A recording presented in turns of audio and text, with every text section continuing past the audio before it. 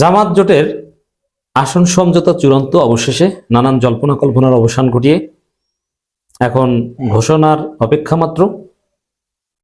জামাত Charmonai NCP কে কয়টা পেল আমরা যতটুকু জানতে পেরেছি হিসাব ক্লিয়ার, জাস্ট এখন ডিক্লারেশনের অপেক্ষায়। সম্ভবত 12 তারিখ ঘোষণা হবে, তবে একদম স্লাইটলি দুই একটা পরিবর্তন না হলে এটি ঠিক থাকবে। এমনকি এটা মিডিয়ার কাছেও এসেছে, এটা যে আমরা কোনো গোপন তথ্য ইন্টারনালি জেনে বলছি সেটা না। এমনকি প্রথম আলোতেও রিপোর্ট হয়েছে এবং প্রথম আলোতে যে রিপোর্ট হয়েছে ওটাই সত্য। দর্শক, প্রত্যাশিত মোটামুটি স্ট্যান্ডার্ড, তবে এখানে কিছু প্রশ্ন আছে। যেমন জামাত 190টা আসনে নির্বাচন করছে, ইটস সেটব্যাক। এই মুহূর্তে বাংলাদেশে দাঁড়িপাল্লা জোয়ার, জামাত জোয়ার।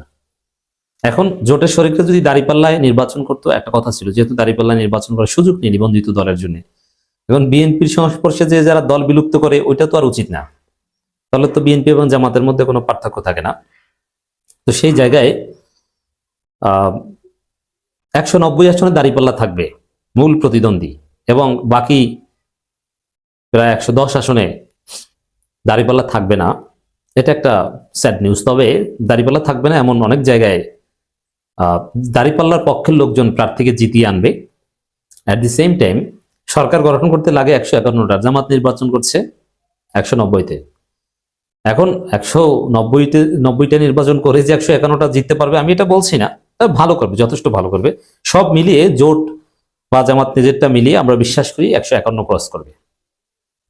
দর্শক, এটা সবচেয়ে গুড নিউজ যে জামাত জোটের আসন সমঝোতা নিয়ে নানান টানাপোড়েন কেটে গিয়েছে। আর এটা একটা চ্যালেঞ্জ ছিল, বিএনপি দোয়া করেছিল যাতে এই জটিলতা না কাটে, এবং জামাত জোট ভাঙার নানান চেষ্টা করেছিল কিন্তু ভাঙতে পারেনি। আর সমঝোতা যা দাঁড়িয়েছে তাতে জামাত নজিরবিহীন ছাড় দিয়েছে। আমিরে জামাতের উদারতা ইতিহাসে স্বর্ণাক্ষরে লেখা থাকবে জামাত ক্ষমতা আসলে, যে এরকম উদারতা দেখিয়ে নজিরবিহীন ছাড় দিয়ে শেষ পর্যন্ত জোটকে ক্ষমতা এনেছিল জামাত। আমরা সেই ইতিহাস দেখতে চাই। দর্শক, প্রথম আলো রিপোর্ট থেকে আপনাদেরকে শোনাচ্ছি। সংশ্লিষ্ট সূত্র বলছে, আর একটা কথা বলি, প্রথম আলো নিয়ে আমাদের সমালোচনা আছে। প্রথম আলো ভারতের দালাল পত্রিকা, কিন্তু প্রথম আলোর যে সোর্স এবং প্রথম আলো যে তথ্য বের করতে পারে এটা এখনো বাংলাদেশের যে কোনো মিডিয়ার চাইতে শক্তিশালী। এমনকি জামাতের ভিতরের কথা পেটের ভিতর থেকে বের করে আনতে পারে প্রথম আলো। কিভাবে পারে? প্রথম আলোর জামাত বিটে যারা কাজ করে বা যে কাজ করে এই শিবিরের সাবেক সাথী, এবং ব্যক্তিগতভাবে জামাতের অনেক নেতার সাথে ঘনিষ্ঠ সম্পর্ক। এটা একটা, এখন শিবিরের সাবেক সাথী এটা মতিউর রহমানও জানেন, কিন্তু তারপরও এই জায়গায় তাকে লাগবে।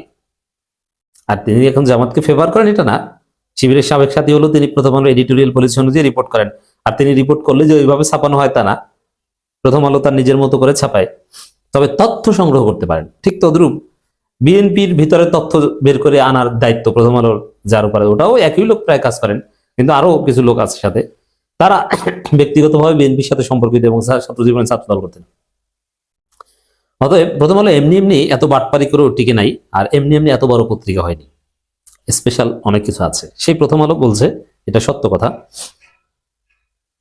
আপনি চাইলেও জামাতের নায়েবে আমির, অ্যাসিস্ট্যান্ট সেক্রেটারি, নির্বাহী পরিষদ অনেক সদস্যের সাথে চা খাওয়ার শিডিউল পাবেন না, কিন্তু প্রথম আলো সাংবাদিক দেখেন তার গাড়ির মধ্যে ঘুরে, এবং নানান আলাপচারিতা চা খাওয়া, চাইনিজ খাওয়ার মধ্যে সে তথ্য বের করে ফেলে। এরকম অনেক ঘটনা আমি জানি। এটা সাংবাদিকতার একটা পার্ট, এটা অন্যায় যে সব ক্ষেত্রে তা না।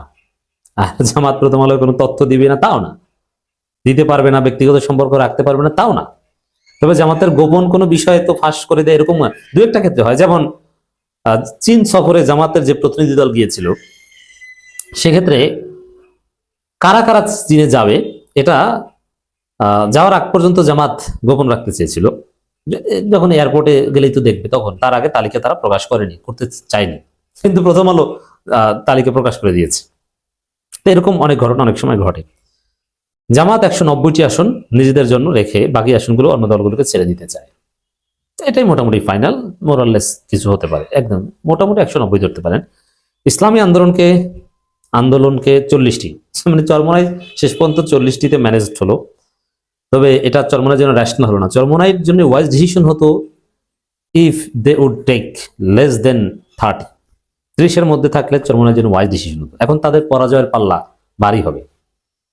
তবে জামাত যে ব্যাপক ছাড় দিল, এতে উচ্চকক্ষে আসনের বিষয়ে জামাত কিছুটা জটিলতায় পড়বে। যদিও এখানে মূল চ্যালেঞ্জ নিম্নকক্ষে বিজয়ী হওয়া। বিজয়ের ক্ষেত্রে জোট টিকিয়ে রাখা এটা সামগ্রিকভাবে আবার জরুরি ছিল। তো জোট টিকিয়ে রাখতে পেরেছে। বিএনপির বিপরীতে এটা একটা মহাজোট।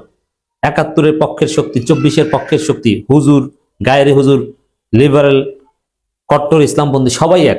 মামুনুল হক, সর্বনাই, পীর, মুরিদ, তরিকত, হাকিকাত, মারেফাত সবাই এক হয়েছে। সর্বনাই হচ্ছে মারেফাত, জামাত হচ্ছে হাকিকাত, মামুনুল হক হচ্ছে শরীয়ত, সব এক। আমি মজা করে বললাম।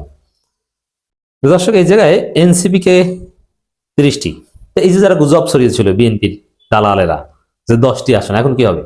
এনসিপি 30টা সাংগঠনিক শক্তি বিবেচনায় পায় না, কিন্তু গণঅভ্যুত্থানে তাদের ভূমিকা এবং গুরুত্ব বিবেচনায় তাদেরকে দেওয়া হয়েছে। এখন জামাত তাদেরকে জিতিয়ে আনার জন্য সর্বশক্তি নিয়োগ করবে, তাদের টাকা পয়সা দেওয়া লাগুক আর যা করা লাগুক, অতএব টেনশনে কিছু নেই। এবং এই এনসিপি 30টার একটা বড় অংশ সাবেক শিবির। সাবেক শিবির হওয়ার কারণে বিষয়টা আরো সুন্দরভাবে হবে। বাংলাদেশ খেলাফত মজলিসকে 15টি, খেলাফত মজলিস খেলাফতের আরেকটা অংশকে 7টি। তবে এই যে খেলাফত মজলিস 15টি, খেলাফত মজলিস 7টি, এটা আমি মনে করি নিঃসন্দেহে বেশি হয়েছে। এই মামুনুল হকের খেলাফত মজলিস আর একটা খেলাফত মজলিস, এই দুই দলকে মিলিয়ে, সভাপতি সেক্রেটারি মিলিয়ে সর্বোচ্চ 4টা, এর বেশি দেয় একদম ঠিক হয়নি। 4টা দিলে ঠিক ছিল। চরমনে এনসিপির হিসাব আলাদা, কিন্তু খেলাফত মজলিস, মামুনুল হক বাদে খেলাফত মজলিস বলতে কি? আর এক খেলাফত মজলিসকে তো আমি নিজেও চিনি না, যদিও খেলাফত মজলিসের সেক্রেটারির সাথে একবার খাওয়া দাওয়া হয়েছে, কিন্তু নাম ছবি মনে রাখতে পারি না। এলডিপি কে 7টি, এলডিপি 7টা পায় না। এলডিপির জন্য 2টা রাখলে ঠিক ছিল। তো এই সব জায়গায় এলডিপি 7টা নিতে পেরেছে। এবি পার্টিকে 2টা, এটা ঠিক আছে। বিডিপি কে 2টা, বিডিপি 2টা, এটা কিছু না। বিডিপি ও জামাত, নিজামুল হক নাইম জামাত। অতএব বিডিপি এটা কোনো সাবজেক্ট না। মূল হচ্ছে এলডিপি কে 2টা দিলে ভালো হতো। খেলাফত মজলিস, খেলাফত আন্দোলন 2টাকে মিলে 2 4টা। তো এইসব সব মিলিয়ে এখানে মিনিমাইজ করলেই তো জামাত 200+ হয়ে যেত। অতএব দর্শক, ভালো মন্দ মিলিয়ে কিছু সমালোচনা বা কিছু বাস্তবতা মেনে হলেও শেষ পর্যন্ত জোট টিকে গিয়েছে, সমঝোতা হয়ে গিয়েছে। 12 তারিখ ঘোষণা আপনারা পাবেন।